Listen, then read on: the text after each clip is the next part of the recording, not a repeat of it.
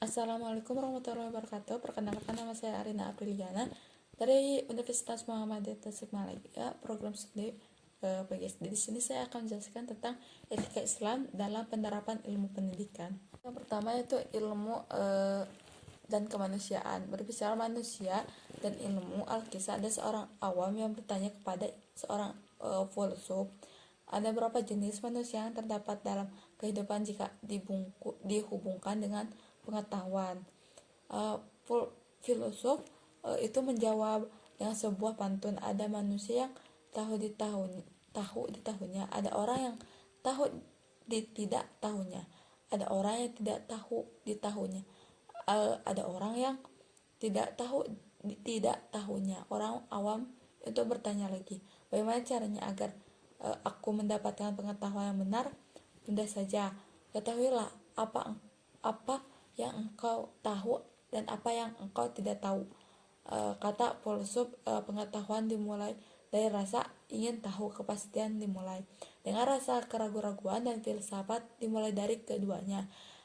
Filsafat berarti merendah hati bahwa tidak semua yang pernah kita ketahui dalam semesta yang tak terbatas ini. Berfilsafat berarti mengkoreksi diri, berani berterus terang sebagai jauh sebenarnya kebenaran yang dicari telah kita jangkau. Sedangkan ilmu pengetahuan yang kita gumuli sejak bangku sekolah dasar sampai pendidikan lanjut dan perguruan tinggi, buku filsafat menjelaskan dari pandangan kita sendiri. Keduanya melakukan ikhtiar untuk bisa melakukan komunikasi secara dalam sesuai dengan kenyataan. Dalam perkembangan filsafat menjadi ilmu, ada fase peralihan yang membuat filsafat jadi lebih sempit, tidak lagi bersifat menyeluruh melainkan sektoral. Di sini orang tidak lagi membahas moral secara keseluruhan, melainkan dikaitkan dengan kegiatan manusia dalam memenuhi kebutuhan hidupnya yang kemudian dikenal dan berkembang. Upamanya ilmu masih merupakan penerapan etika dalam kegiatan manusia memenuhi kebutuhan hidupnya dengan menggunakan metode dan deduktif berdasarkan pada asas-asas moral dan falsafati. Pada selanjutnya ilmu menyatakan kemandiriannya dan konsep-konsep filsafat dan berdasarkan pada hakikat alam sebagaimana adanya, sehingga akhir-akhir ini ilmu berdasarkan pada penemuan ilmiah dalam menyusun pengetahuan. Dalam isinya manusia tidak menggunakan metode normatif dan deduktif, melainkan kombinasi antara deduktif dan induktif dengan adanya hipotesis dikenal dengan metode logical,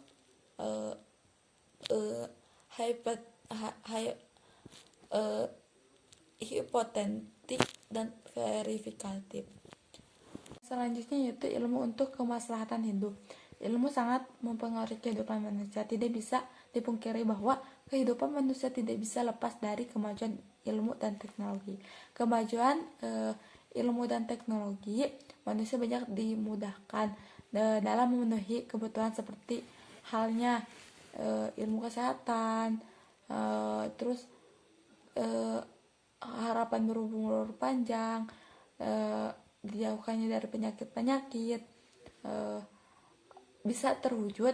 Tidakkah kamu perhatikan sesungguhnya Allah telah menundukkan untuk kepentinganmu apa yang di langit dan apa yang di bumi, dan menyempurnakan untukmu nikmatnya lahir dan batin.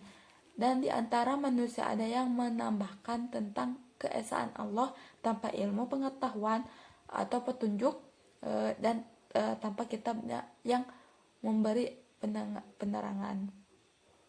Kata menundukkan memiliki pengertian pertama, segala sesuatu yang diletakkan semua dalam kendali manusia dan ia dapat menggunakan sebagaimana keinginannya. Kedua itu memiliki arti suatu hukum regular yang mengatur jalannya sesuatu dan bisa diambil manfaatnya oleh manusia. Dengan menguasakan ilmu pengetahuan dapat mengungkapkan dan menemukan rahasia nikmat Allah Subhanahu wa taala yang sebelumnya tidak diketahui, sehingga diharapkan bisa menjalankan misi kekhalifahan dan menjadi citra penciptanya. Hai orang-orang yang beriman, apabila kamu dikatakan kepadamu berlapang-lapanglah dalam majlis, maka lapangkanlah, niscaya Allah akan melapangkan, memberikan lapangan untukmu. Dan apabila dikatakan berdirilah kamu, maka berdirilah, niscaya Allah akan meninggikan orang-orang yang beriman di antaramu dan orang-orang yang diberikan ilmu pengetahuan beberapa derajat, dan Allah Maha mengetahui apa yang kamu kerjakan.